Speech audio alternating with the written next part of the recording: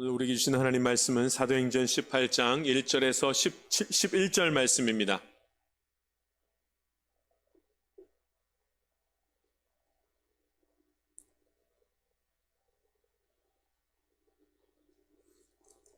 제가 봉독하겠습니다. 하나님 말씀입니다. 그 후에 바울이 아덴을 떠나 고린도에 이르러 아굴라라 하는 본도에서 난 유대인 한 사람을 만나니 글라우디오가 모든 유대인을 명하여 로마에서 떠나라 한 고로 그가 그 아내 브리스길라와 함께 이달려로부터 새로 온지라. 바울이 그들에게 가매 생업이 같음으로 함께 살며 일을 하니 그 생업은 천막을 만드는 것이더라. 안식일마다 바울이 회당에서 강론하고 유대인과 헬라인을 권면하니라. 실라와 디모데가 마게도냐로부터 내려오매 바울이 하나님의 말씀에 붙잡혀 유대인들에게 예수는 그리스도라 밝히 증언하니 그들이 대적하여 비방하거늘 바울이 옷을 털면서 이르되 너희 피가 너희 머리로 돌아갈 것이요 나는 깨끗하니라. 이후에는 이방인 에게로 가리라 하고 거기서 옮겨 하나님을 경외하는 디도 유스도라 하는 사람의 집에 들어가니 그 집은 회당 옆이라. 또 회당장 그리스보가 온 집안과 더불어 주를 믿으며 수많은 고린도 사람도 듣고 믿어 세례를 받더라. 밤에 주께서 환상 가운데 바울에게 말씀하시되 두려워하지 말며 침묵하지 말고 말하라. 내가 너와 함께 있음에 어떤 사람도 너를 대적하여 해롭게 할 자가 없을 것이니 이는 이 성중에 내 백성이 많음이라 하시더라. 1년 6개월을 머물며 그들 가운데서 하나님의 말씀을 가르치니라. 아멘. 사도행전 18장 1절에서 11절 말씀입니다. 하나님께서 우리에게 말씀을 주십니다. 은혜가 시작되는 순간이라는 제목으로 함께 말씀 나누겠습니다. 은혜가 시작되는 순간. 여러분, 우리가 하나님의 은혜는 늘 우리 가운데 있습니다. 지금 이 순간에도 하나님의 은혜는 우리 가운데 충만하게 임한 것이 분명합니다. 그런데 여러분, 하나님의 은혜가 나에게 딱 눈에 구체적으로 보이는 때가 있습니다. 그때 우리는 다시 한번 뭐라 그러냐면 하나님이 내게 임했다고, 하나님의 은혜가 내게 있다고 그렇게 말을 합니다. 저는 오늘 말씀을 함께 나누는 가운데 하나님의 은혜가 시작되는 때를 볼 수 있는 일들이 각자 개인적으로 나타날 수 있게 되기를 간절히 바랍니다. 하나님 그렇게 하십니다. 바로 이때 하나님의 은혜가 터져 나오는구나, 이런 것을 각자 개인적으로 알 수 있는 것을 하나님 주신다는 말씀입니다. 각자가 그 시점이 있습니다. 은혜가 막혀 있다가, 은혜가 보이지 않았다가 탁 보이면서 하나님 여기 계심을 내가 믿습니다 할 때가 있다는 말입니다. 바울이 이번에는 아덴에서 어디로 가냐면 고린도로 자리를 옮겼습니다. 바울이 고린도로 자리를 옮겨서 말씀을 선포했습니다. 이 고린도가 얼마나 대단한 곳이 되냐면 나중에 고린도 전후서가 쓰여지는데, 이 고린도 전후서가 쓰여지면서 그 어디를 향해서 이 고린도 전후서가 쓰여지냐면 이 지금 세워지는 고린도 교회를 향해서 바울이 서신을 보내는 장면이 고린도 전후서고, 그 교회가 언제 세워지냐면 바로 지금 이 고린도에서 바울이 고린도에서 말씀을 선포할 때 고린도 교회가 세워지는 일이 생깁니다. 그러니까 여러분, 그런데 바울이 고린도에서 고린도 교회를 세울 때 그냥 세워진 것이 아니라 아주 특별한 일이 있었습니다. 그냥 세워지지 않고 하나님 은혜 가운데 세워졌죠. 그게 아니라 어떤 순간이 있었습니다. 그때 하나님의 은혜가 탁 터지면서 엄청난 은혜를, 하나님의 역사가, 복음이 선포되는 것을 다 같이 보았습니다. 물론 여러분, 바울이 은혜 가운데 있었으니까 선교를 나갔고, 은혜 가운데 있었으니까 아덴에서 다시 고린도로 가서 복음을 전했지요. 선교가 아주 오래전부터 이미 시작되어 있었죠. 은혜죠. 그런데 여러분, 놀랍게도 바울이 각 지역마다 어느 지역이든지 갈 때에 하나님께서는 참으로 놀랍게 독특한 방법으로 그 시와 때와 방법을 다 달리 하셔가지고, 그래서 복음이 탁 터져나가게 하셔서 예수 믿게 하는 사람들이 나타나게 하고, 주님 앞에 서는 일들이 있게 되고, 말씀으로 힘을 얻게 되는 일이 있게 되고, 이런 일이 있었단 말이죠. 똑같이 복음을 전했어도 시점이 다 달랐습니다. 그래서 바울이 복음 전하러 갈 때, 자, 오늘은 어떤 자리에서 복음이 시작될까? 어떻게 하나님께서 복음이 탁 터져서 은혜가 터지게 하실까? 이것을 가슴에 품고서 복음을 전했다는 말씀입니다. 저 역시 여러분, 말씀을 준비하다가 보면은 설교 말씀을 준비하면서 성경을 볼 때 그 자체가 은혜죠. 그런데 여러분, 그게 은혜지만 그 은혜가 다가 아니라 말씀을 준비하다가 그렇게 하다가 하나님께서 은혜 주시는 딱 시점이 있습니다. 아, 창말교회를 향해서, 우리 교인들을 향해서 사도행전 말씀 중에 이 부분이 하나님께서 오늘 우리에게 주시는 말씀이구나 라는 걸 딱 깨달으면 그때 그 은혜가 다른 것을 보게 됩니다. 할렐루야. 지금 이 순간에도 우리가 함께 주의 말씀을 듣지만 여러분, 이 짧은 긴 이 시간 동안에 말씀이 선포되는 기간에 다 은혜 받는 시점이 다 다릅니다. 오늘 말씀을 나누고 예배드리는 가운데에 그 하나님께서 말씀하시는 시점이 언제인지를 깨닫고 할렐루야 아멘으로 화답할 수 있는 시간들 개인적으로 가지시기를 간절히 바랍니다. 자, 고린도에서는 과연 어떤 방법으로 하나님께서 복음을 선포하게 하시고 어느 시점에서 은혜가 시작되는 순간을 만들어내는지 말씀을 통해서 우리가 볼 수 있어야 됩니다. 사실은 참 우리가 이제 바울이 복음을 전하는 가운데 있을 때 고린도 지역에서 참 특별한 일들이 참 많았습니다. 그 중에 하나가 무엇이냐면 바울의 직업이 나오는 부분이 오늘 성경에 나와 있습니다. 바울의 직업이 나오죠. 3절 말씀 한번 읽어보겠습니다. 우리 3절 말씀 읽습니다. 시작. 생업이 같으므로 함께 살며 일을 하니 그 생업은 천막을 만드는 것이더라. 아멘. 어떤 사람은 이 부분을 보고 참 은혜스럽다 이렇게 말하기도 합니다. 왜냐하면 바울이 교회의 헌금으로 생계를 유지하는 것이 아니라 뭘로요? 자기가 일을 해서 생계를 유지한다고 하니까 그것이 참 은혜스럽다 이렇게 말을 하기도 합니다. 여러분, 바울은 굉장히 특별한 상황, 선교의 상황이 있었고 그 가운데 특별한 경우였기 때문에 그렇게 생계 두 가지를 하면서 그렇게 복음을 전할 수밖에 없었던 상황이었습니다. 그러니까 여러분, 이걸 잘못 이해하면 안 됩니다. 하나님의 은혜가 여기서 시작되었다 이렇게 볼 수가 없습니다. 그건 아닙니다. 또 여러분, 다른 말씀을 보면 이런 말씀도 있습니다. 4절 말씀이 이렇게 나오죠. 안식일마다 바울이 회당에서 강론하고 유대인과 헬라인을 권면하니라. 아멘. 이런 말씀이 있습니다. 그러니까 바울이 어느 지역에 가든지 간에 안식일에 회당에 들어가서 복음을 전했다. 참 은혜스럽다. 여러분, 은혜스러운 거 맞죠? 근데 여러분, 그게 아니라 그것으로 끝나는 게 아니라 바울이 회당에 가서 복음을 전하면서 유대인들에게 복음 전했다. 이거 참 은혜스럽다. 우리가 생각할 때는 회당에 가서 복음 전한다고 하니까 굉장히 은혜스러운 일이잖아요. 근데 지금 그 시점이 아닙니다. 그거는 늘 바울은 어느 지역에 가든지 간에 유대인의 회당에 가서 복음을 전했습니다. 그거 가지고 지금 은혜가 터지기 시작했다 이렇게 말하지 않습니다. 그 회당에서부터 시작해서 어떤 일이 벌어져야만 합니다. 그 어떤 일이 무엇인가를 아는 것이 너무나 중요합니다. 하나님의 영이 건드려져서 딱 은혜가 시작되는 시점이 있었습니다. 영적인 사건들입니다. 그것이 이제 터져 나오는 것이 어디냐는 겁니다. 우리는 늘 하나님의 은혜 가운데 있는 게 맞습니다. 우리가 은혜 가운데 있죠. 은혜 가운데 있지만 매일매일 하나님께서는 아주 특별한 사건을 통해서 아주 구체적인 일들을 통해서 하나님께서 내가 은혜를 누리고 있다 이것을 알게 하신다는 말씀입니다. 때로는 내가 가지고 있는 것 중에 무엇인가를 포기하게 하시고 때로는 내가 가려는 방향과 다른 방향으로 가게 하시면서 그렇게 하시면 습관을 바꾸고 생각을 바꾸게 하시면서 그렇게 하면서 하나님의 은혜가 이것이었구나 이걸 알게 하더라는 말씀입니다. 예를 들면 우리 교회가 지금 1, 2, 3 영적 전력 질주를 하고 있습니다. 은혜의 기간 맞죠? 할렐루야. 근데 그거 가지고 안 됩니다. 여러분, 그거 가지고 안 됩니다. 1, 2, 3 영적 전력 질주를 하는데 은혜의 시간이 있는데 나는 구체적으로 어떤 은혜를 누리냐는 겁니다. 무엇을 내려놓고 무엇을 바꾸고 어떻게 했더니 그랬더니 하나님이 내게 은혜 주셨다. 이런 개인적이고 구체적인 그 은혜의 자리에 우리 모두가 참여할 수 있게 되기를 간절히 바랍니다. 여러분, 바울에게 어떤 일이 있었는가? 오늘 성경을 보니까 은혜가 언제 시작됐는가? 바울은요, 하나님의 사람을 만날 때 그때 은혜가 시작되는 것을 봅니다.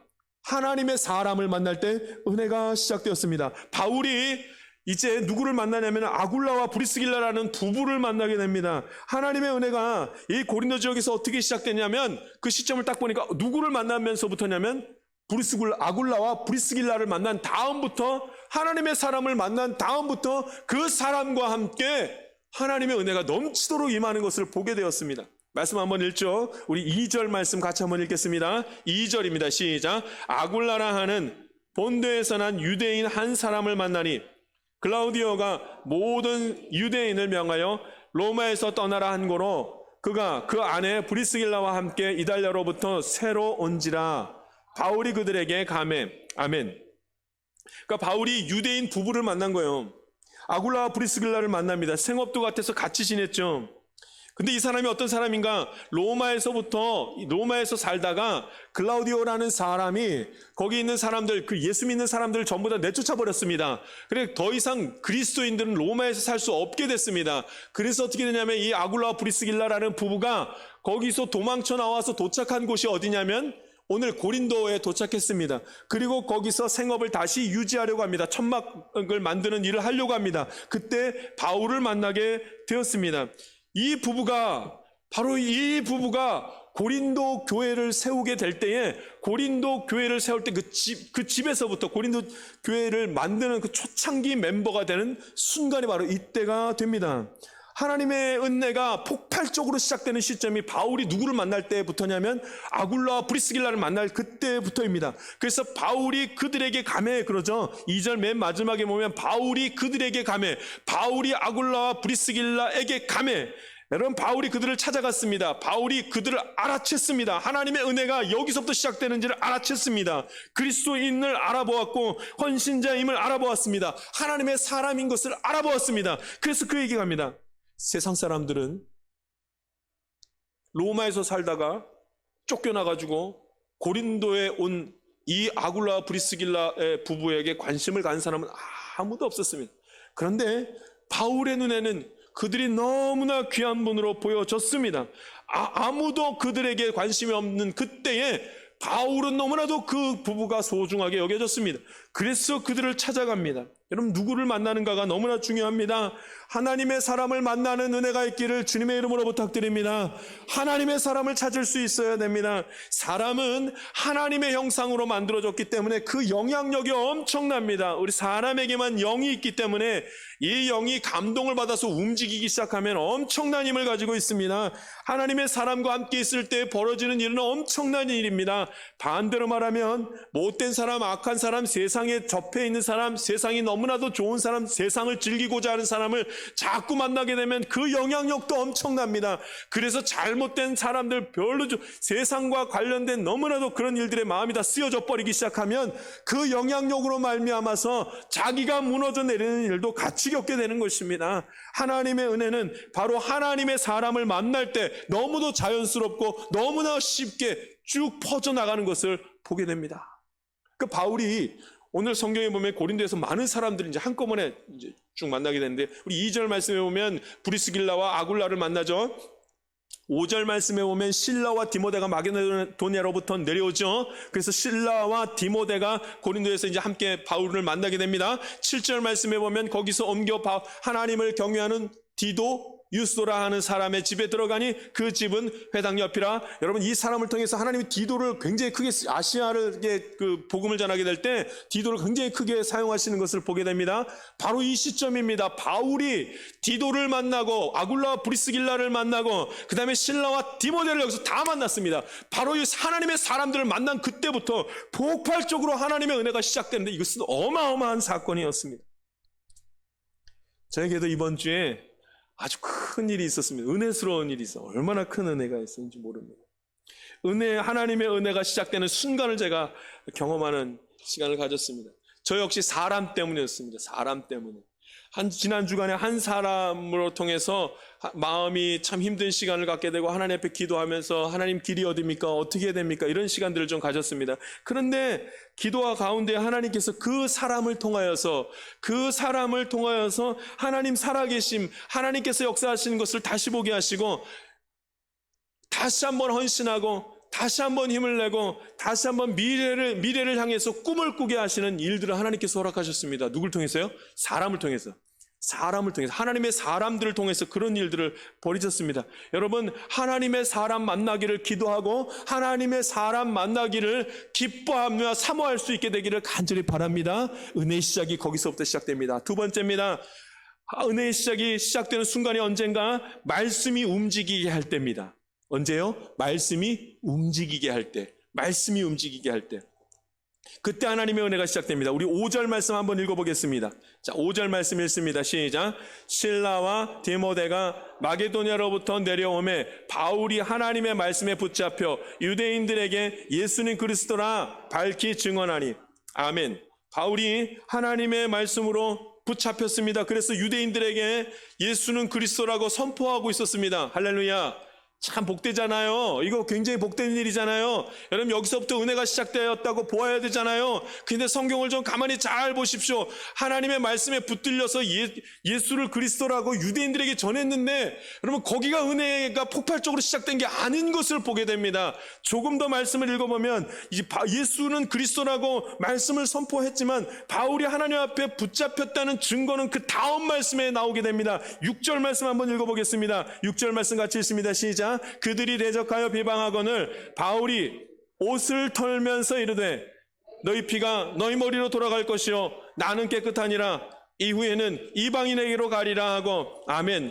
여러분 하나님의 말씀으로 붙잡힌 바 된 이 바울이 말씀이 자기를 움직이기 시작하는데 자기가 원래 하던 대로는 누구에게 복음을 전했냐면 유대인들에게 예수는 그리스도라고 그렇게 회당에서 전했던 겁니다. 그런데 하나님이 말씀이 내 안에 들어오니까 움직이게 하시는데 이제 그렇게 하지 말라는 거예요. 그래서 어떻게 말하냐면 바울이 옷을 털면서 말하기 시작합니다. 너희 피가 너희에게로 돌아갈 것이요 나는 깨끗하니니 이후에는 이방인에게로 가리라.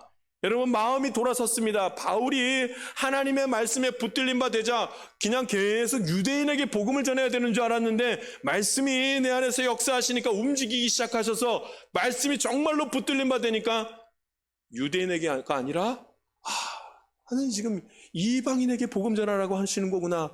여러분 거기서 완전히 돌아서게 되는 것을 봅니다. 어떻게 저렇게 할 수 있을까? 옷을 털어버리고 그 사랑도 없이 어떻게 그렇게 할 수 있을까? 냉철하게 어떻게 그렇게 할 수 있을까? 여러분 바로 이 시점이 은혜가 폭발적으로 시작된 시점입니다. 할렐루야. 여러분 우리가 생각하는 것과 다릅니다.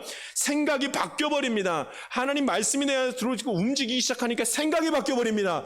생각이 바뀌고 마음이 바뀌어버려가지고 다른 일을 원래 했던 것과는 다른 일을 합니다. 원래 바울은 항상 어느 지역에 가든지 간에 항상 유대인의 회당에 들어가서 복음을 전했습니다. 그 일을 매번 했습니다.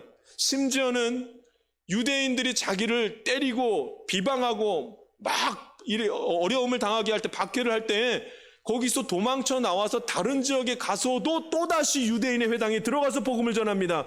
그게 맞는 줄 알고 그렇게 했습니다. 그런데 여러분 그런 습관적으로 행했고 마땅히 맞다고 행했고 일반적이라고 행했던 그 모든 일들을 말씀이 들어와서 말씀에 붙들림 받으니까 다 바뀌어버렸습니다. 싹 다 바뀌었습니다. 그것이 아니라 하고 바뀌어버린 것입니다. 그래서 옷을 털어버리고 말씀이 그 생각을 움직이는 대로 했던 것이 무엇인가? 유대인에게가 아니라 이방인에게구나 하면서 마음이 다 바뀌었습니다. 은혜의 시점이 어디입니까? 바울이 어떻게 옷을 털어버리겠습니까? 하나님께서 알려주셨습니다. 더 이상 유대인에게 복음을 전하지 말라고 누가 말했습니까? 하나님께서 말씀하셨습니다. 그래서 돌아섰습니다. 그럼 복음 전파는 설득이 아니라 선포입니다. 그래서 말씀이 하나님의 말씀을 이렇게 말하게 될 때, 전파하게 될 때에 그것은 설득이 아니라 선포기 때문에 선포된 말씀은 말씀이 움직여서 그 사람에게 하나님이 하나님 되시고 예수님이 그리스도 되신 것을 밝히 드러내는 것입니다. 할렐루야. 그래서 선포입니다. 오늘 하나님의 말씀이 선포될 때에 여러분 그 말씀이 여러분의 마음을 움직이셔서 생각을 바꾸고 우리의 마음을 바꾸고 우리의 행할 바를 바꾸시고 습관을 바꿔주실 줄 믿습니다. 말씀이 선포되기 때문에 그렇습니다. 그래서 2번, 3번 같은 말을 안 해도 됩니다. 말씀이 역사하기 시작하면 말씀을 사모하는 자는 그 말씀을 바로 받는 것입니다. 준비된 사람은 받는 것입니다. 바울이 이 사실을 안 거죠. 그러니까 여러분 바울이 하나님의 말씀에 붙들린 바 되자마자 그 말씀이 움직이는 대로 하는데 그 모습은 원래 자기가 했던 모습들이 아니라 하나님이 하라고 했던 모습으로 완전히 돌아서서 그렇게 행했다 이 말입니다. 그럼 하나님의 은혜가 언제 나타나시는지 아시겠습니까? 생각의 틀, 우리의 삶의 틀, 행동 그것 자체를 완전히 다 바꿀 때가 있습니다. 그거를 바꾸겠다고 아멘하고 돌아서면 그때부터 은혜가 시작됩니다. 하나님의 놀라운 은혜가 거기서부터 시작됩니다. 아직도 옛 습관과 생각을 버리지 못하는 사람들이 너무나 많습니다. 저를 포함해서 참 많습니다. 우리가 하나님의 자녀라고 말합니다. 우리가 하나님의 자녀 맞습니다. 하나님의 은혜를 누리고 있는 건 맞습니다. 하나님이 살아계시다고 우리는 다 믿습니다. 근데 문제는 뭐냐면 그것을 믿지만 세상을 좋아합니다. 세상이 너무 좋습니다. 세상을 의지하고 세상과 더불어 살아가는 것을 참 좋아합니다. 여러분, 바꿔야 됩니다. 하나님의 자녀가 그렇게 살아갈 수는 없습니다. 이제껏 그렇게 살아도 된다고 생각했지만, 여러분, 그건 신앙생활 그렇게 해왔지만 하나님 그거 바꾸라고 지금 말씀하시는 겁니다. 세상과 하나님을 겸하여 섬길 수가 없습니다. 여러분, 우리가 세상과 하나님을 겸하여 섬겼을 때 내게 아무 일도 벌어지지 않으니까 아무렇지도 않게 계속 똑같이 그렇게 살아갑니다. 그렇기 때문에 하나님의 은혜가 폭발적으로 터져 나오지를 못합니다. 하나님의 은혜가 숨겨지고 가리워지고 하나님의 은혜가 그냥 막혀있는 것을 우리가 알지를 못합니다. 왜냐하면 세상과 하나님을 겸하여 섬기고 있기 때문에, 그렇게 해도 아무렇지도 어떤 일도 벌어지지 않았기 때문에 우리는 그렇게 살아가는 것입니다. 그러니까 하나님의 은혜를 더 깊게, 더 온전하게 경험 못하는 것입니다. 오늘 저와 여러분이 하나님의 말씀이 내 안에 들어오게 될 때 말씀이 움직이는 대로 그 생각을 바꾸고 그 마음을 바꿈으로 하나님의 은혜가 불릴 듯 일어나는 것을 다 함께 경험할 수 있기를 간절히 바랍니다. 여호수아가 모세를 이어서 이스라엘의 두 번째 인도자로 우뚝 서게 되었습니다. 근데 여러분, 놀랍게도 여호수아가 그렇게 우뚝 쓴 다음에 한 일이 뭐냐면 염려하는 것입니다. 두려워하는 것이었어요. 계속 두려워합니다. 그래서 여호수아서 1장 말씀을 보면 하나님이 여호수아에게 뭐라 그러냐면 두려워하지 말라, 내가 너와 함께한다. 두려워하지 말라, 담대하라. 두려워하지 말라, 담대하라. 이 말씀을 계속합니다. 왜요? 여호수아가 너무 두려워하니까. 너무 두려워하니까 하나님께서 두려워하지 말라, 두려워하지 말라, 담대하라, 담대하라 계속 말씀을 하십니다. 그래서 그 마음을 바로잡고 하나님의 말씀을 붙들기 시작합니다. 하나님의 말씀을 붙들어서 이제 여호수아가 어떻게 합니까? 두려움을 내려놓고 담대함을 붙듭니다. 할렐루야. 두려움을 내려놓고 담대함을 붙들기 시작합니다. 여러분, 말씀을 하나님께서 말씀이 나를 움직이기 시작하니까 두려움을 내려놓고 담대함을 꼭 붙들고 나아갔더니 여러분, 놀라운 일이 벌어지는데 여리고성이 무너지는 일이 그 안에서 벌어지기 시작했습니다. 백성들은 그저 그 성을 돌기만 했고 맨 마지막 날 소리를 지르면서 하나님 앞에 나아갔더니 가나안 땅에서 가장 견고한 성이 무너지는 일이 거기서 벌어졌습니다. 인간의 노력이 아니라 하나님이 하신 것임을 보여주는 대표적인 일이 이것이었습니다. 무엇 때문에요? 여호수아가 두려움을 내려놓고 담대함을 붙드는 그 순간에 하나님께서 그 마음과 생각을 다 바꿔주셔서 아멘으로 돌아선 다음에 벌어진 일은 하나님의 은혜가 넘치도록 임하는 것을 그가 경험했다는 사실입니다. 할렐루야. 여러분, 그렇게 임하는 것입니다. 하나님의 은혜가 시작되는 순간이 언제인가? 세 번째입니다. 눈에 보이지 않는 것을 온전히 믿을 때입니다. 눈에 보이지 않아도 온전히 믿게 될 때, 주님 믿습니다 하게 될 때, 그때 하나님의 은혜가 넘치도록 임하는 것을 경험합니다. 오늘 10절 말씀을 한번 읽어보겠습니다. 10절 말씀 읽겠습니다. 같이 읽습니다. 시작. 내가 너와 함께 있음에 어떤 사람도 너를 대적하여 해롭게 할 자가 없을 것이니 이는 이 성 중에 내 백성이 많음이라 하시더라. 아멘. 하나님께서 바울에게 환상 가운데 보여주셨습니다. 이 성에 내 백성이 많음이라. 이 성에 내 백성이 많음이라. 여러분, 바울이 고린도 지역을 향해서 하나님이 어떤 마음을 가지고 계시는지 이 환상 가운데 알게 됐습니다. 그래서 바울은 다른 지역에서는 며칠 있다 떠나가고 그 길게 있어야 한 달이었는데 이번엔 고린도 지역에서 얼마나 오래 있냐면 1년 반 동안이나 머물러 있게 되었습니다. 엄청난 사람들이 예수 믿는 일들이 그 안에서 벌어졌습니다. 바울이 왜 이렇게 오랫동안 한 곳에서 머물러 있었겠습니까? 바로 이 장면입니다. 바울이 보지는 못했지만 하나님의 말씀을 온전히 믿었습니다. 할렐루야. 이 중에 내 백성이 많도다. 그러나 바울은 한 번도 이 성에 백성이 많다는 사실을 눈으로 본 적이 없었습니다. 이 성에 내 백성이 참 많다.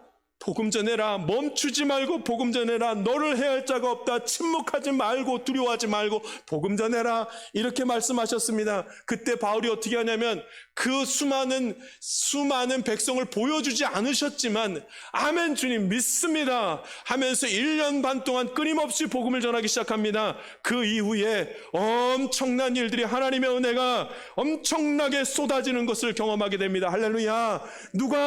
누가 그 말씀을 받을 받을 만한 사람인지 전혀 몰랐어도 그저 말씀을 전하기 시작했습니다. 왜냐하면 하나님이 이 성중에 내 백성이 많음이라 말씀하셨기 때문입니다.